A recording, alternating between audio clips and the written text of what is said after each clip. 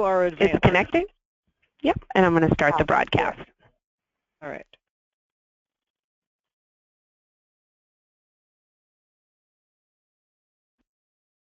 Good afternoon, everyone. This is Janice Hurley from BedandBreakfast.com, and I am very excited to be hosting our third Q&A style webinar here this afternoon, and partnering here with PAII to present here to everyone. We've got about 30 properties logged on right now from all over the country, and could have upwards of 50 plus. So we're going to try and stay on task with our time here so we can get in as many questions as possible. A couple of things I wanted to mention is that today's session is being recorded, so we will share this recording after the session this afternoon, and we'll also be sharing a copy of the presentation as well. So we've got a great panel here this afternoon who wants to share a lot of information with you.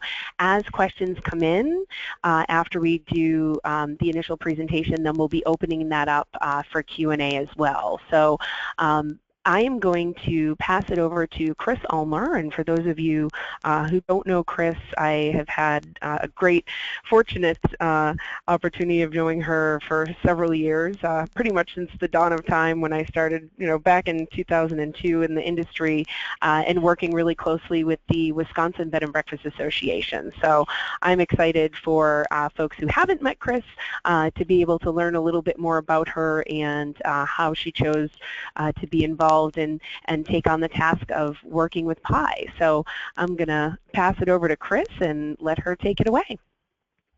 All right, thank you very much, Janice.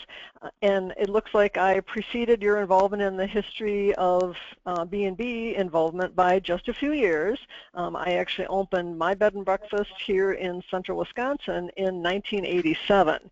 And right away I joined the State B&B Association, and as so many innkeepers do, I volunteered to serve on the standards committee, the membership coordinator, and eventually the innkeepers in Wisconsin decided we don't want to be running an association, we really want to be running our inns. So I was hired to manage the association in 1995. So I've actually been doing this for about 21 years, and there was some overlap from operating my inn to when I became the administrator. Yes, for many, many years, we've welcomed Janice and BedandBreakfast.com to Wisconsin, and we always try to have a supply of spotted cow available. That's a microbrew here in Wisconsin. The best beer in the world. Yes, yes.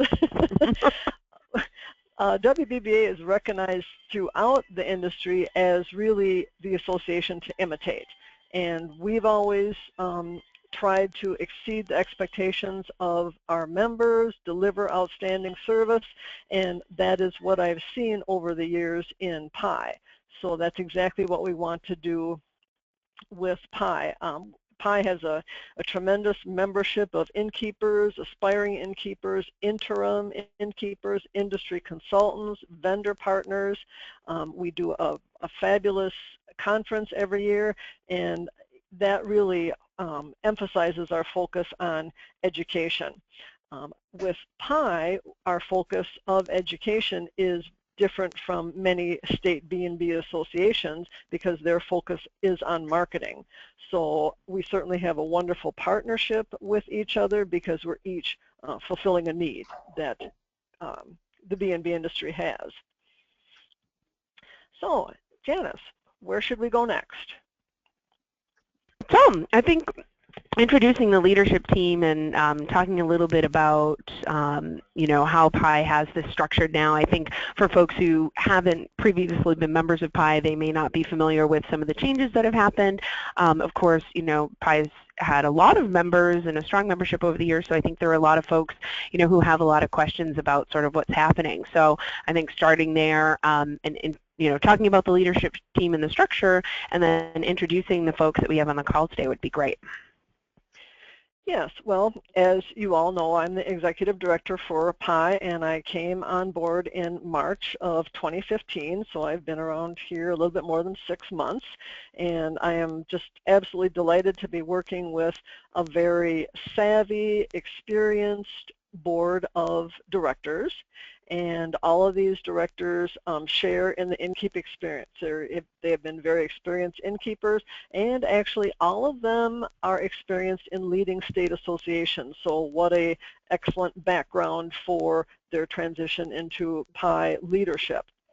So the next slide will give you the names of our board of directors, and each one of them will just say a few words about themselves and their operation. So John, if you can start us off. Sure. Can you hear me? Yeah. Yes. Can you hear me? Yeah. Okay. Perfectly. I'm John Finneran. Yeah, I'm John Finneran. Came on board with PAII at about the same time Chris did. I'm president of the New York State Bed and Breakfast Association and on the board of the Hudson Valley Bed and Breakfast Association. I run a 14-room inn, select registry, diamond collection inn in near West Point in New York. Janice? Hey. And I'm Janice Salerno. I'm co-chair with John of PAII. I own the Stockade Bed and Breakfast in Baton Rouge, Louisiana, capital city of Louisiana. I'm also the current president of LBBA, the Louisiana Bed and Breakfast Association. We're a 6-room property, a small property, and we're the recipient of the 2016 Louis Award, which is distributed by the travel industry in Louisiana. And it is my pleasure to serve with this board that is representing PAII at this time. So thank you for having us today, JH. I tease Janice Hurley and call her JH since we were both named Janice. I'm JD. And Julie?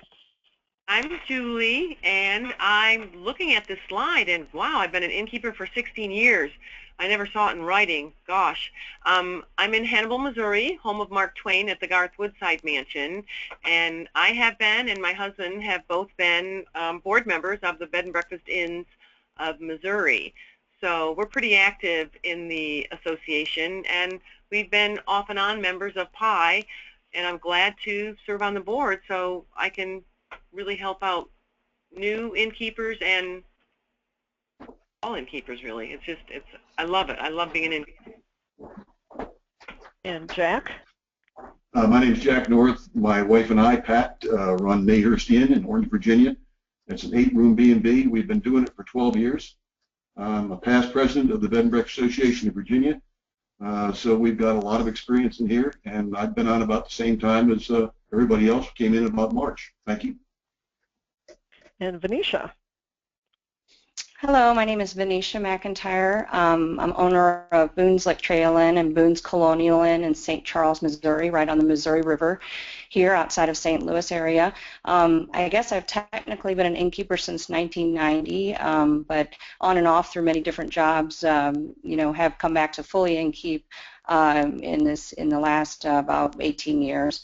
We have 8 rooms at one of our inns and 4 suites at our others, so we operate 12 inns here in a historic district in St. Charles. I've also been on the State Association of Bed and Breakfast Inns of Missouri twice during 2 tenures, and just do love innkeeping, love sharing our history and our town with people as well as our inns, and I'm excited about the new PAII. We have been a member for many, many years with PAII in the very beginning, and our infancy in 1987 and 88, I guess, when that started, and we had fallen away maybe after about so many years, being on 15 years or so, and then we came back recently. So we're excited about the new PAII, and I'm excited to be a part of this new organization. Well, thank you. And I had a question that came in from an innkeeper who is on the call today asking about Heather Turner and if she's also on the board.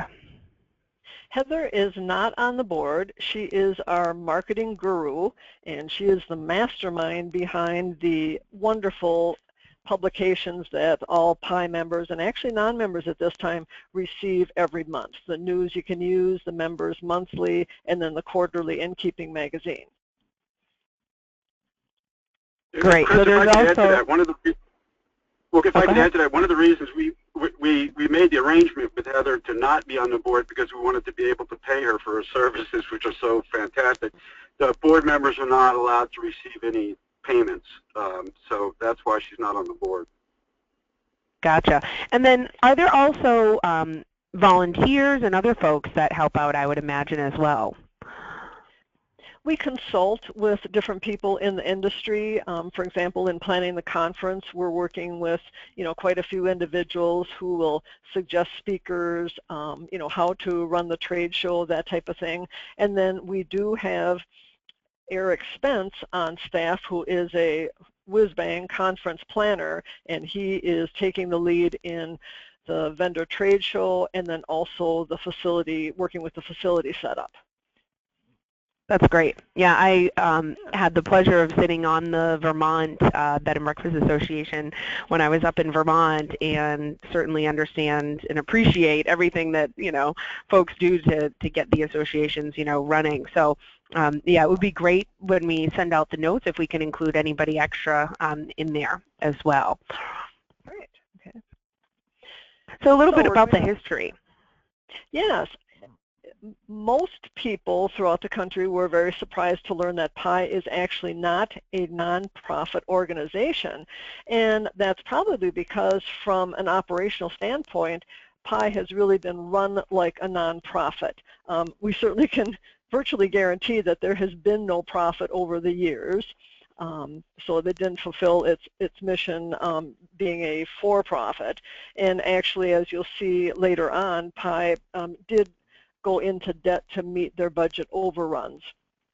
We know the investors have not made a penny in profit, nor have they recouped their investment. And what many people don't realize is from day one, Joanne Bell and Pat Hardy did establish PAII in 1986 as a for-profit organization. They certainly were astute businesswomen, and they knew, of course, that nonprofits are not actually owned by anyone and therefore cannot be sold, because of course the day would come when they did wish to, sell the association. We do want to note that more importantly than what the status is good corporate governance, competent leadership. We certainly know that being a nonprofit is no guarantee that the association is run well. And we're all aware of scandals that have occurred in United Way, Little Leagues, volunteer, fire departments, that type of thing. What really is most important is no matter how your organization is structured, you're subject to federal and state security laws, transparency, and strong corporate governance is what will, make the association run the way it should. So I see that our next slide is who owns PAII? If Pat and Joanne sold it, who owns it? And a group called DIA purchased PAII when Pat and Joanne wished to sell in 2002. And many of you have heard the term DIA, and what it is Distinguished Inns Alliance. It's a group of innkeepers along with some industry partners who stepped up, and when PAII was put up for sale, they wanted to keep the organization in the industry owns, so they stepped up and purchased PAII. And many of them, they invested different amounts of money. In general, we know that there were about 50 shares of PAII available at the cost of $25,000 each. I do want to note that none of the current board members or myself as executive director were around at this time. We're not privy to exactly what transpired. We have been here since 2015 to take control of PAII, and we actually have that control with the support of the DIA members, many of whom who have donated their shares to PAII. They've been focused on PAII's future and success, and actually at this point, PAII is in possession of more than 50% of the shares. Many people ask, okay, since you're a for-profit group, are you working toward becoming a nonprofit? And the answer is yes. And when will that be? As soon as possible. And those are the short answers. But, we do want to note that it will be more of, just a governance form as opposed to any changes that members will notice. There really won't be a difference in how we've been operating. And it is good to note that organizations like PAII and like state B&B associations are typically what are designated as 501c6 entities. They're business leagues, they're trade organizations, and memberships paid to them are deductible as a business expense. These are not charitable contributions. We have discovered in our research that there is more than one way to go nonprofit. We can either establish a totally new organization using the same name, or we can actually file to change PAII from a for-profit group to a nonprofit group. That, of course, is more complicated and costly, so when exactly this all happens is going to relate to our finances and our solvency. So again, PAII history, many of you are aware of the fact that PAII has been in debt. How, when, and why did we get into debt? So for this part of the program, I'm going to turn it over to John Finneran, who is our board co-chair, CPA, and he has been reviewing the PAII financial statements. Thanks, Chris. What I'll do in a nutshell is just give people a recap of some of the things that have happened over the last couple of years. I do have access to the financial records going back to about 2002.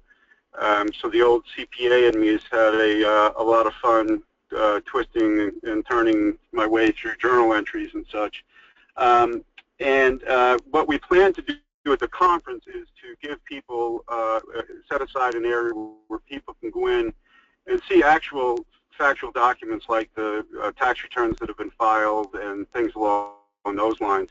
But to give people a quick recap, as Chris mentioned earlier, some of us, I know in my case in particular, I haven't even been in the industry long enough to know what transpired prior to 2011 or so.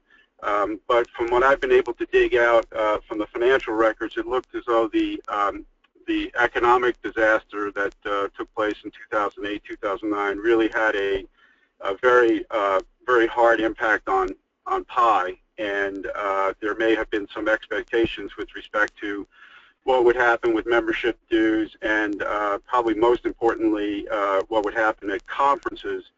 And in 2013, it looks as though it came to a head, that one particular year, the net profit, according to the financial records of PAII, was a loss of $250,000. Largely, I would relate it to two particular areas. One was the conference was much more expensive than were the revenues that were taken in. And then I believe we have a slide on this, but I can't recall exactly. But the other thing is that the costs of operating, whether it be payroll, travel, payroll-related expenses, really got out of control. And for instance, they were averaging, just employee-related costs were averaging more than 130% of membership dues. And I think people who are familiar, whether it's a for-profit or not-for-profit, you can't have your employee-related costs be more than what your major revenue source is. So that was one of the steps that we've taken, having this volunteer board and limiting the size of the staff, is to really try to get employee costs under control. And I think that, combined with the successful conference this year, in terms of reducing the costs, has helped us make a huge dent in the debt that we've accumulated over time. That, plus some pretty hard negotiations with some of the creditors. But a successful conference this year will also allow us to hopefully put an end to the outstanding debt balances that we've had. But like I said, for a fuller understanding of how we got into the position of indebtedness, please come to Austin, and we'll have just about any financial record anybody would want to see. Oh, okay, I see the slides up here. And I guess if you could stop on this one slide where the employee cost is a percentage of membership fees, you can see it in any, I guess it has to go back to about 2008, and even there it was still 100% of membership fees. So in other words, all the membership fees collected went to pay for staff and travel and things like that. So there just wasn't a whole lot left over for anything else. So it's pretty easy to understand that if there wasn't a very successful and profitable conference, that PAII was destined to fall into debt. And if you go to the next slide, you can see the debt. Yeah, and this is from the last return. In the column on the left, you'll see, and I'm looking at it unfortunately from a very small screen, but the column on the left, which is the beginning of the year, that would have been the tax return that would have been signed by Jay, and we had $368,000 of negative net worth, which in essence translates into debt. And conference, which was a money loser. The following year, it got up to 408. It is significantly lower than that right now. I don't have the exact number off the top of my head, but again, we're happy to share that with people when we down in Austin.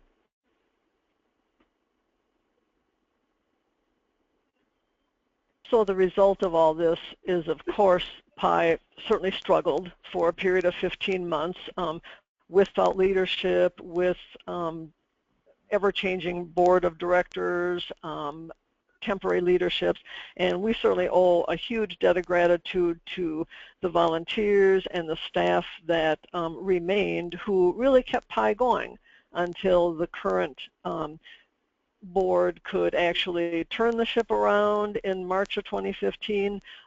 They've been a consistent force for progress. I joined in March 2015, so as John says, we're definitely moving forward.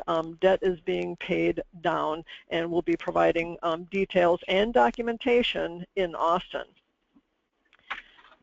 So if we can go to the next slide, that really begs the question, what makes the PAII leadership any different from the previous ones? And, you know, bottom line is, since we weren't involved with the previous board or management of PAII until this year, we're not really in a position to compare. Perhaps, Janice, you'd like to make a few comments on that? Sure. Thank you, Chris. Our present board is very dedicated to this organization, to the members of the organization, and to the success of the organization. We're all innkeepers, and we have good work ethic, and we also are fiscally responsible, and we're very much watching every penny that's being spent in PAII right now, because of course we're aware of what has happened in the past. So, you know, we weren't around, so we don't really know all of the details. John has done his magic and put his reports together to give us the past so that we don't repeat those problems in the future. We're not involved personally with any of that.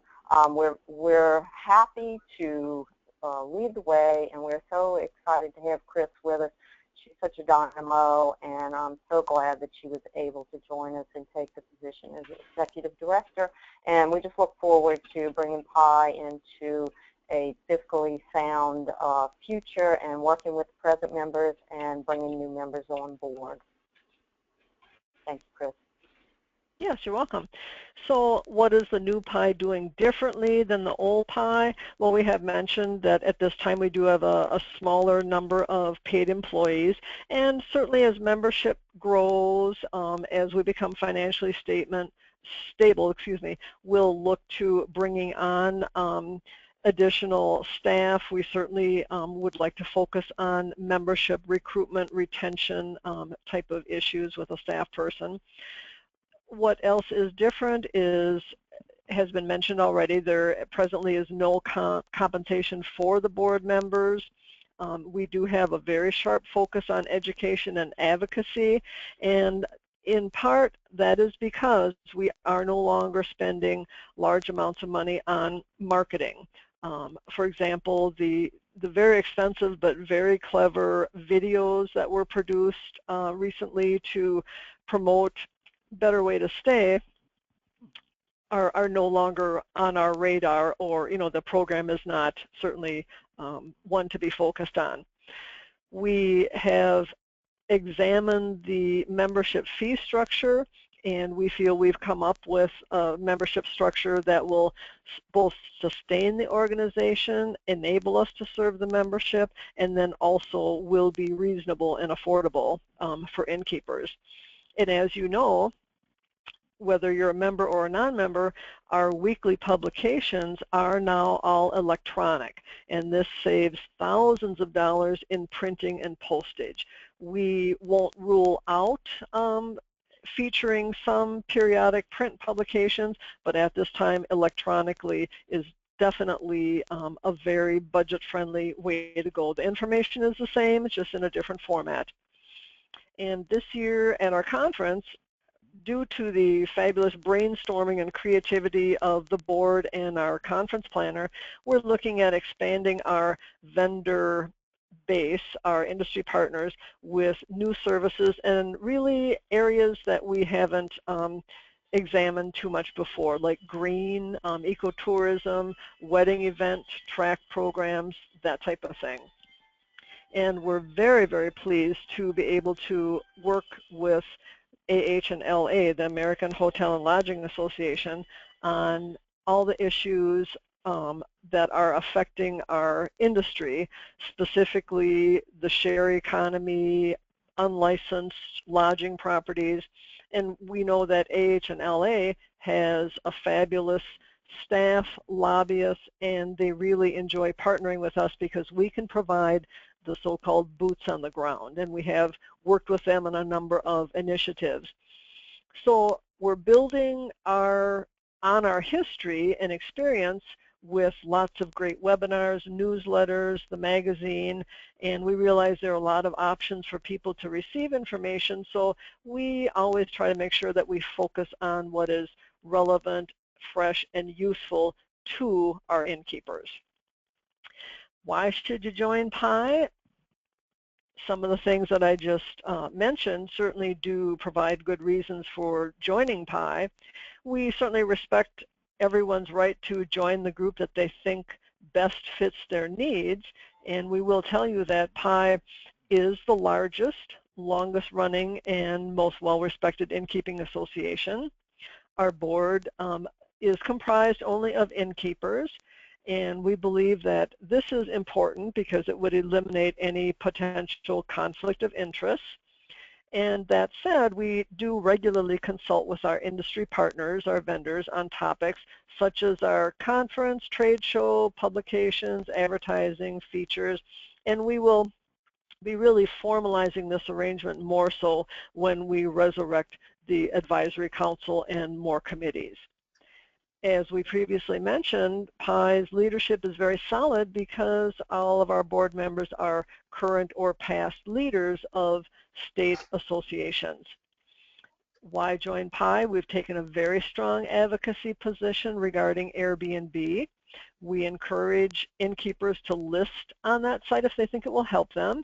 However, we're also very adamant that any B&B listing anywhere should adhere to all applicable fire, health, safety, zoning, tax codes, and so on. And that, again, is one of the reasons why we're joining with AH&LA, and also to take a look at the online travel industry. You know that there are mergers lately. We participated with AH&LA in presenting testimony as to why this was not a good idea or beneficial to our member inns. So in all areas, we're interested in hearing from our membership about what are the things that are important to them, and we will put our focus, adapt our business model to accommodate that, of course. Now, I had just mentioned that PAII is the largest innkeeping association, so that might bring up the question, well, exactly how many members does PAII have? We have 757 members, and that number includes innkeepers, aspiring innkeepers, interim innkeepers, vendors, and association. And that number represents one in or one contact per business. We certainly do support state associations. As I mentioned, we're an educational organization, not a marketing organization. And specifically for the state associations, we've had educational webinars and association management in our newsletters, all of this at no fee to the associations. I do want to note that our database of members and non-members is 13,000 strong. And with this extensive database, when we send out those weekly communications, we are reaching and educating a very large innkeeping population, and also we're educating industry partners and vendors, and any industry partner or vendor who is profiled or wishes to advertise also then reaches a very large innkeeping population. So if we can go to the next slide, what today has been going. Oh, go ahead. There was a question that came up when we were talking about the financials, and this might be something better for John to answer. I'm not sure. The question came up, will DIA have to be paid in order for PAII to become nonprofit? The short answer is no, and as was mentioned earlier, PAII is in possession of more than 50% of the shares of DIA, and so I'll just leave it at that. Short answer is I think it's recognized by DIA shareholders that their investment is not viable at this point, financially viable. Great, thanks. Okay, so we want to continue on what has been going on this year, what's the immediate future for PAII. As you can see on the slide, we've created a realistic budget. We've supported advocacy and education efforts. We are in the process of planning our 2016 Innkeeping Conference, and we're going to talk about that a little bit later. Looking forward, members and non-members will see a very fresh new website with clean graphics within 2 months. And right now we're in the process of transferring the data from our present site to our new site. We will also be using a new email format for our weekly publications. It's called Constant Contact. Many of you are familiar with that. And since March of this year, we have been demonstrating our commitment to provide the latest industry information, and we provided it to both members and non-members. And of course, at some point, to preserve the value of membership, we will be limiting communications to members only, and we will give everyone notice of that. Janice, you want to go to the next slide? Sure. I had one question on the membership cost, and you may have mentioned it. I was answering a question here. The $219 a year for B&B members, has that changed from years past? Is it about equal to what folks have been paying? Let me take a cut at that. This is Jack. It used to be an average of about $249, and there were, I think, 10 different pricing structures depending on what you wanted to do. It was too complex to handle, so we came up with a single price of the $219. It's been anywhere from $89 to over $500, and depending on which category you fit in, we think one single category works better because, quite honestly, the challenge that every one of us are facing is exactly the same whether you got 1 room or 10 rooms. Great, thank you.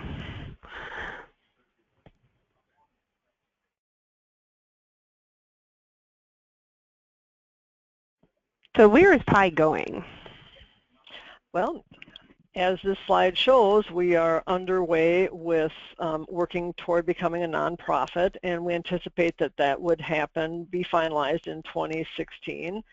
We'll continue all of our advocacy and education efforts, teaming with industry partners. We'll continue to serve the membership, and the membership, of course, includes the association leaders, and we'll be meeting with association leaders in Austin this January. And we certainly know that education is a two-way street. We don't certainly feel that we are cornering the market on dispensing great information. We know that we'll get a lot of information from our association partners, from our individual innkeepers, and that information will help us to guide our programming. And you and I will be talking a little bit about our upcoming conference in detail, but that certainly is one of the ways that we continue to communicate with members, weekly and through conference, of course. I think I mentioned that we're upgrading our technology, so we can probably just go to the next slide. Perfect. Okay, thanks. Okay. This is our mission. It really hasn't changed, and we know that just as innkeepers are caring and conscientious, we want to be the community at which they will feel very much at home in.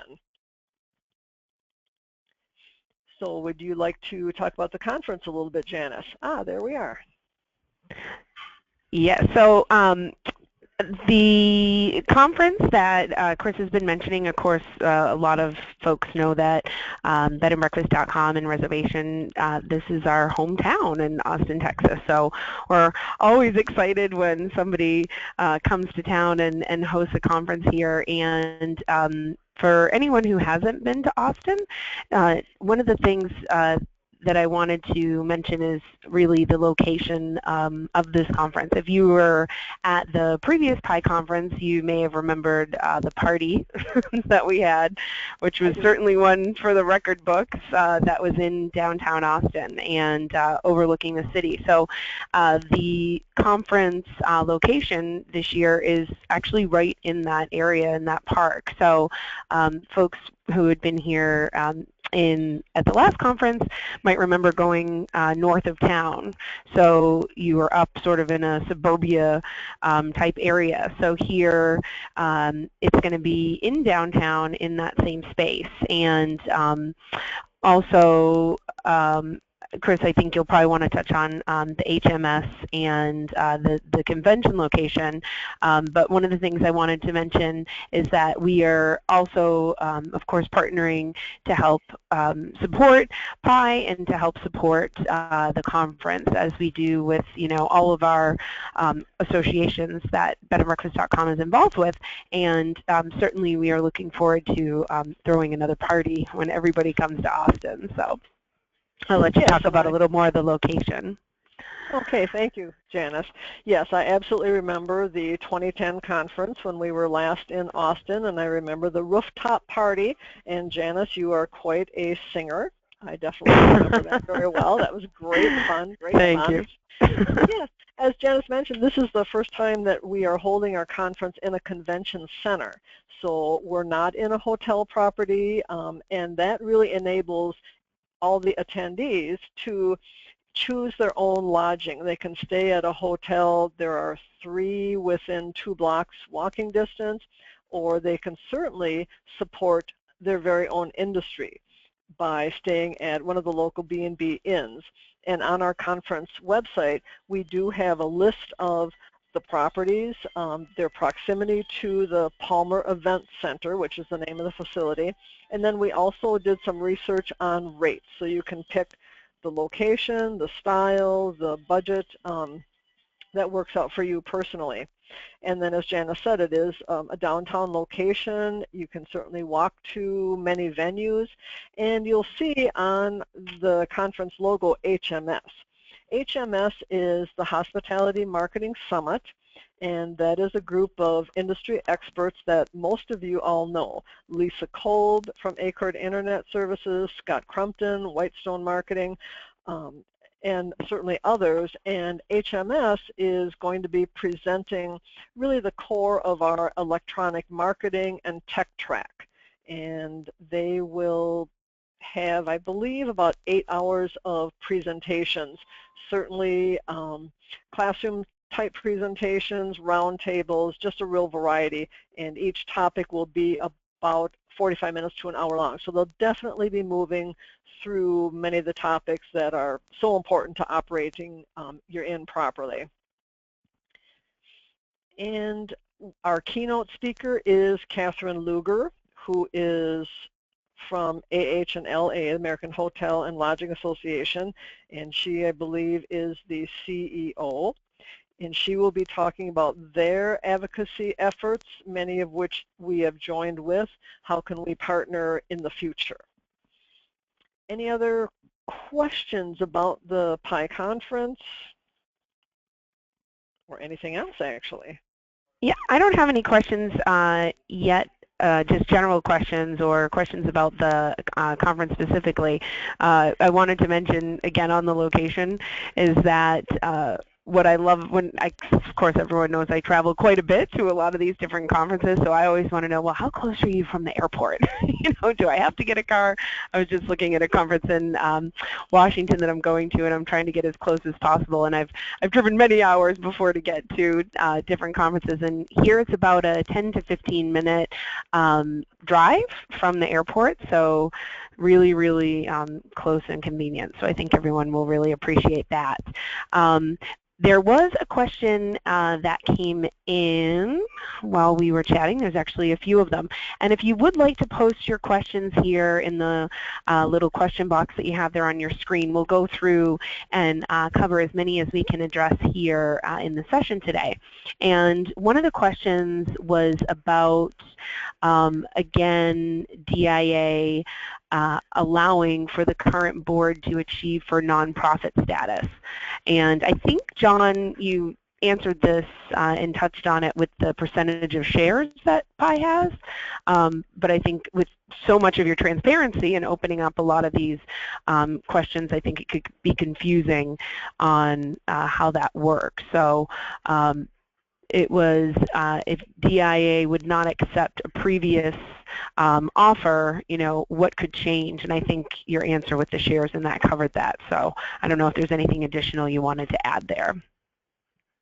No, I think that's right, and we'd be happy to have, because these conversations can get deep in the woods in terms of various states' rulings. It was a complicated structure. PAII is the California corporation, DIA is an Indiana corporation, and it was domiciled in South Carolina. So there were, you know, 3 different states. The South Carolina isn't as relevant anymore.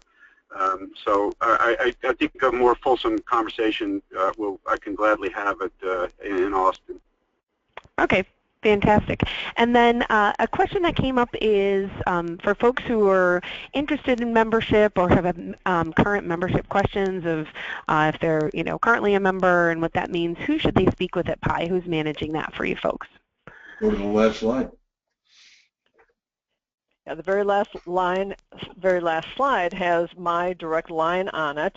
We also, if you call the PAII general number, which I think is the 877 number, Susan Pickford, who is our bookkeeper, will forward the message, you know, via a voicemail type thing to me. So one way or another, I will get your question and do my very best to help you become a PAII member. Perfect. So if folks want to sign up, can they also do that online? Yes, for membership, they can sign up online, and then also for the conference registration. And they're both accessible through our PAII.org website. For the conference registration, you will be guided actually to our new website just simply with a click of a mouse in order to be able to register. Perfect, and we could include those links too in the follow-up as well for today. Another question came in from an innkeeper, and the question is, we now have 3 organizations for the innkeeping industry. How is PAII going to stand apart and work in conjunction with the other 2? I'm not sure which one of you would like to take that. And well, I'll get the conversation started. As many of you know, for years and years, PAII led the industry with the B&B for Vets program. And this year, we've actually partnered with AIHP in getting together to promote that particular program to all innkeepers, regardless of which organization they may or may not belong to. And we feel that that was a very valuable partnership because we're all pulling together on a particular issue. I've certainly had many conversations with our industry partners who say, my goodness, it is a huge commitment to manage to go to 2 or 3 different conferences throughout the year. So we're very cognizant of how the industry feels.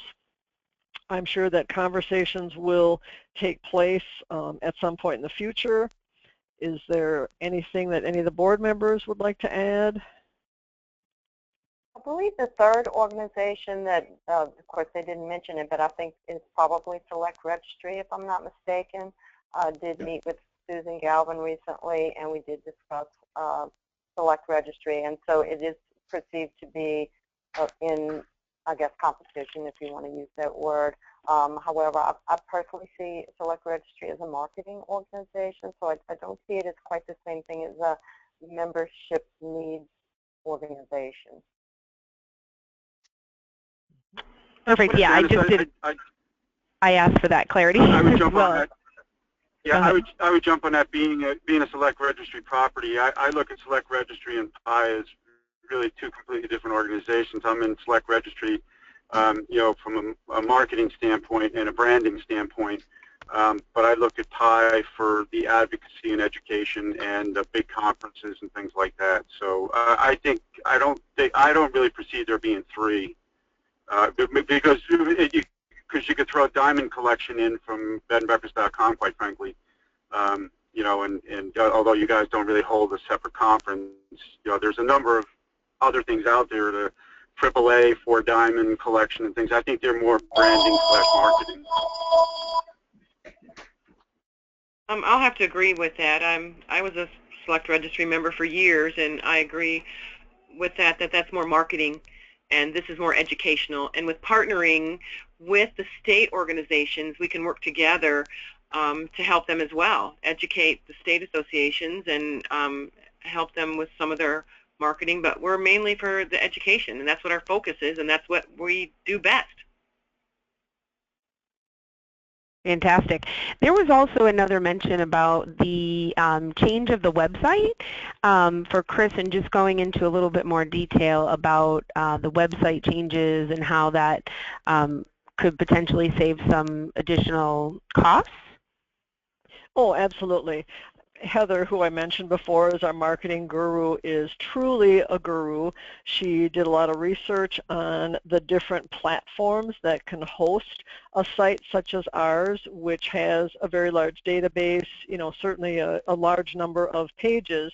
And we did, of course, want to go with a company that has very up-to-date technology.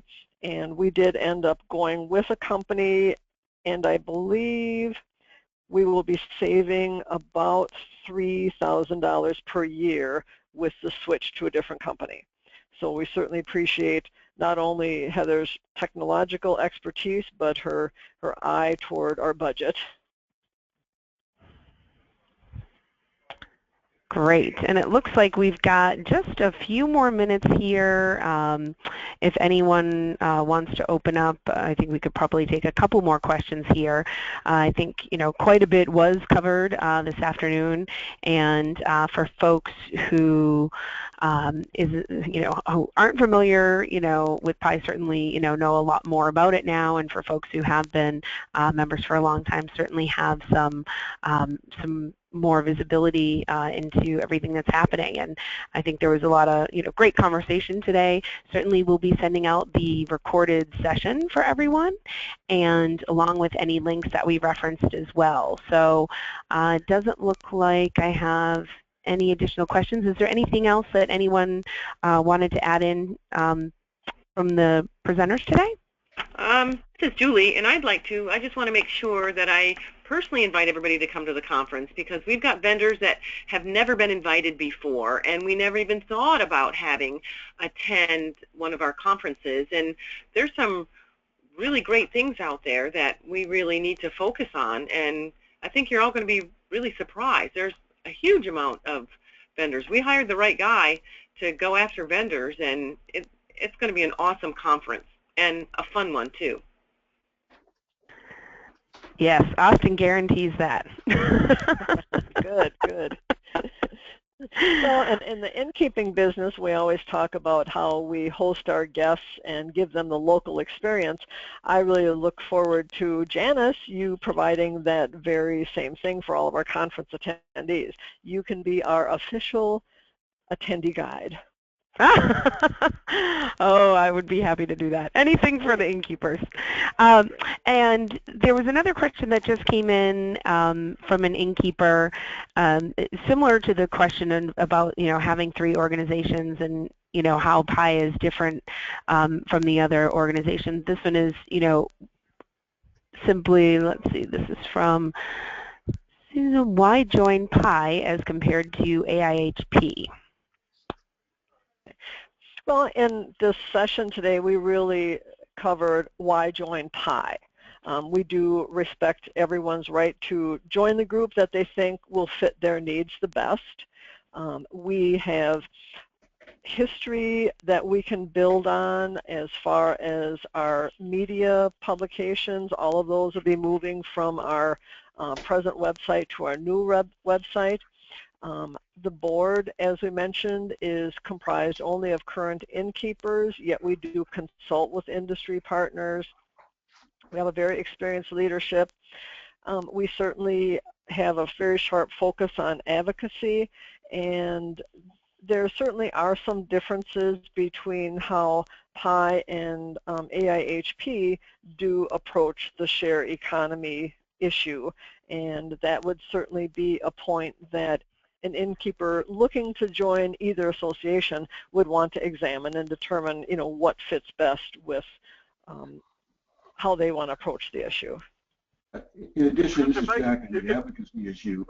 Clearly, there are some differences between APE and PAII. We definitely believe that the playing field needs to be level, and that doesn't just apply to Airbnb. It applies to the OTAs. It applies to codes, regulations, rules. It applies to the rating sites like TripAdvisor, because right now they're not. The hotel chains get a better break on percentages than we do. Why? We want to work on that. We've also been very active in going to D.C. and dealing with Congress and dealing with congressmen and Congress in general, and with some of the organizations up in D.C. to make sure that that the viewpoint of B&Bs is being presented. And we've been very successful at doing that. Again, we've got some good presence here where we can get up to D.C. real easy, and we know people up there. So it kind of depends on your point of view. If you think that you're not worried about the Airbnb and you're not concerned about the fact that they don't pay taxes or whatever, or that some of them don't, then perhaps PAII is not for you. We definitely have a different viewpoint than APE does on Airbnb. On the other hand, we also encourage you to list with Airbnb. And if I could just jump in and give my 2 cents, I think one of the important things is we've looked at our cost structure and also what we think should be the mission of a national organization. We believe that any trade association, regardless of what industry it is in, that advocacy is probably first and foremost, and with education being right up there along with it. And quite frankly, most B&B associations, if we took every national and state B&B association and merged it into one, we still wouldn't have a tenth of what AH and LA has as an annual budget. They probably have 10 or 15 lobbyists on staff full time. And this partnership that we've been able to develop with them, and we're really quite pleased that Catherine Luger accepted our invitation to come down, and I believe she's bringing some staff with her, and we're going to have a planning session with the board to talk about exactly how we can work very close with each other. But what that does is allows us to leverage off of an organization that has huge resources. And while 10 or 15 years ago, it may have seemed that hotels and B&Bs lived in two different worlds.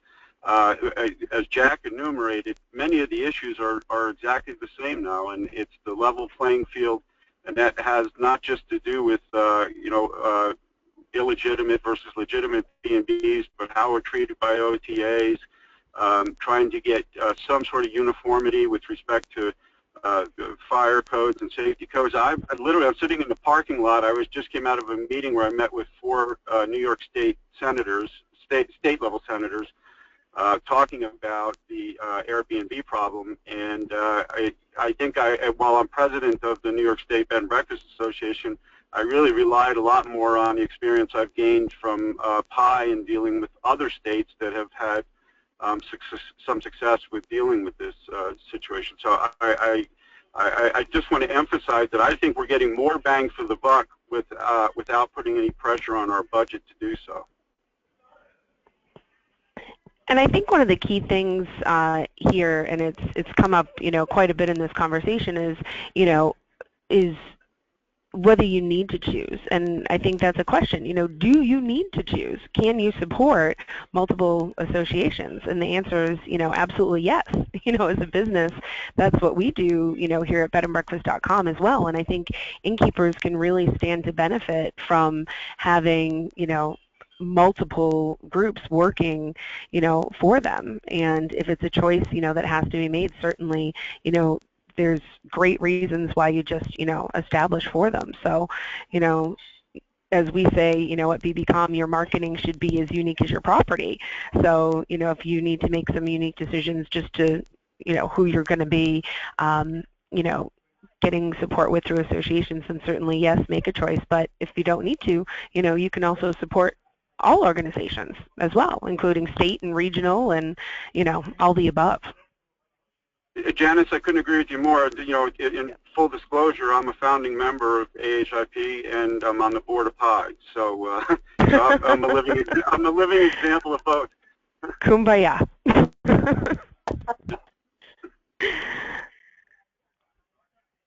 Any other questions that we have? I think that was a great one to end on. So we actually are 1 minute over our time today. We had a fantastic turnout this afternoon, and I understand and appreciate every minute that everyone takes away from their businesses to be able to, sit in and join in on these calls. And I am thrilled that we were able to host this afternoon. And again, we do have the recording that we'll be sharing with everyone, along with any links that we referenced.